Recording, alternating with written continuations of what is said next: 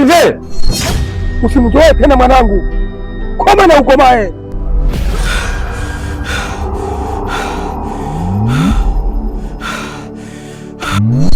Kwa hiyo mjomba, unataka kumaanisha kwamba nisipoingia kwenye hicho chama anafariki? Ndiyo maana yake.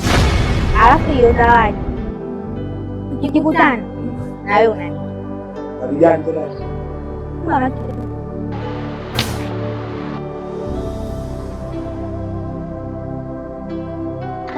kama kuna kitu pewa hivi, yaani hata siwazi kabisa, mpaka nikishatoka kule ndo nakuwa najutia. Wala sina ile aibu kwamba ni babangu jana nilala naye, hata ile aibu haipo. Ndio, unajua kwa sababu wewe ukiniambia kwamba unalala na babako nakuwa kuelewa.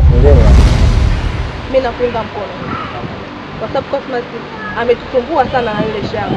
Kwa mimi nakuunga mkono. Najua mimi wale shamba la Cosmas sio la Cosmas.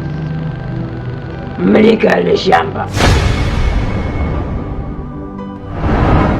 Na ukiona kuanzia saa 12 mpaka saa 1 haujapata taarifa yoyote, ni kijana wangu, na hata aliponipigia simu ya kuwa huku wanakijiji wananihitaji, nikasema hebu ngoja nifike. Ngoja nifike niwasikilize. Maana naona kila kikao hakuna hata mmoja aliohudhuria. Shida nini? Hapo kiangalia mashambani